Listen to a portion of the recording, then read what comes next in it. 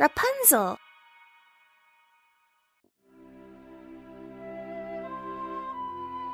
Once upon a time, there was a man and his wife. They had wanted a child for a long time, but had never had one.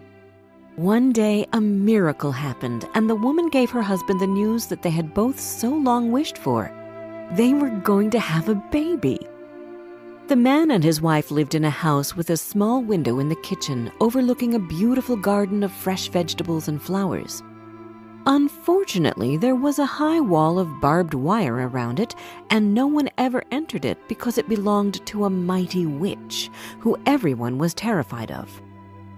One day, the woman was looking out into the garden when she saw a bed filled with fresh radishes.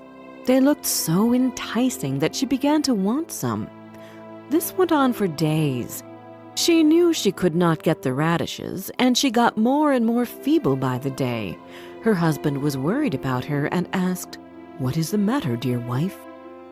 "I feel like I will die unless I can eat some of those radishes that grow in the witch's garden." The man, who loved his wife very much, thought that he would rather get caught by the witch than lose his beloved. He waited for night to fall so he could climb over the wall into the garden. Unseen by anyone, he quickly plucked a handful of radishes and took them to his wife. She made a radish salad and ate to her heart's content, but it tasted so good that the next day she longed for twice as many as she had before. The man had to climb over the wall again if he wanted his wife to feel well. So he went at twilight again. As he was climbing back, he saw the witch standing in front of him. He was terribly frightened as she cried, "How dare you climb over into my garden and steal my radishes?"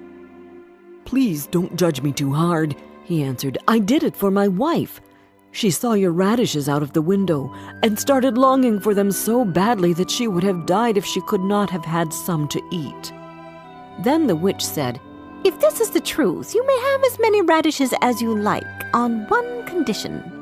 You must give me your child. I will raise it like my own." The man was so scared that he promised the witch whatever she asked for. When the time came, the child was born, and the witch appeared. She gave the child the name Rapunzel, which means radish, and she took her away as she had threatened. Rapunzel grew more and more beautiful with every passing year.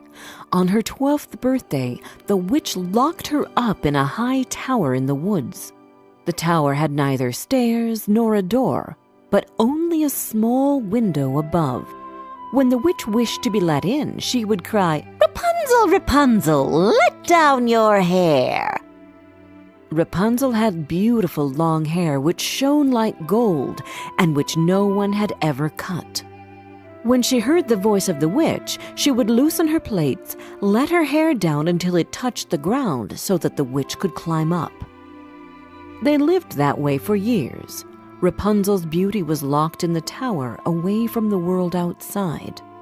Then one day, a prince was riding through the woods and passed by the tower. He heard a voice singing so sweetly that he stood still and listened. It was Rapunzel, who felt lonely in the tower and would often spend her time singing. The prince wanted to meet the girl who sang so beautifully, but he couldn't find a door to enter the tower. So he went back home, but he couldn't forget the girl's voice. So the next day, the prince turned back to the tower, and as he was standing there gazing at the tower, he saw the witch come up and listened while she called out, "Oh, Rapunzel, Rapunzel, let down your hair." What happened after that really surprised him, but he could finally see the girl who the beautiful voice belonged to. Then he saw how Rapunzel let down her long hair and how the witch climbed up the tower. The next day at dusk, he went to the tower and cried, "Oh, Rapunzel, Rapunzel, let down your hair." She let down her hair, and the prince climbed up. When she saw that a man had come to her room instead of the witch, she became really scared. But the prince began speaking so kindly and told her how her singing had entered into his heart and how he could have no peace until he had seen her. Rapunzel forgot her terror, and when he asked her to be his wife, she thought to herself that he was young and handsome, and that she liked him much better than she liked the witch. She put her hand into his and agreed to leave the tower with him. She said, "I would go with you, but I don't know how to get out. When you come, bring a rope each time, and I will make a ladder. When it is ready, I will climb down from the tower, and you shall take me away on your horse." They agreed that he should come to her every evening as the old woman came in the daytime. So the witch knew nothing of all this until one day Rapunzel said to her, "Mother Gothel, how is it possible that you climb up here so slowly, and the prince climbs up in a moment?" "What is this I hear?" the witch cried. "I thought I had hidden you away from the world, and you have betrayed me." In her anger, she cut Rapunzel's beautiful hair and took her to a desert place, where she left her to live out her days in great misery. The same evening, the prince came to the tower and cried, "Rapunzel, Rapunzel, let down your hair!" But this time, the witch let the hair down and the prince climbed up. But instead of seeing his dearest Rapunzel, he found, to his horror, the witch looking at him with glittering eyes.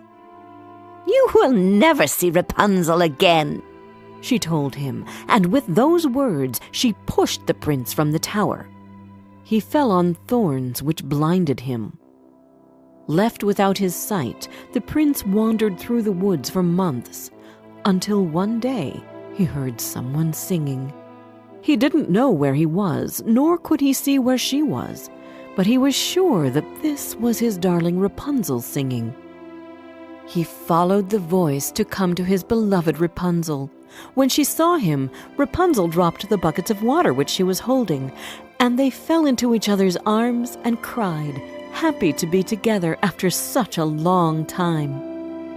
One of Rapunzel's tears fell on his skin, and in that moment a miracle happened.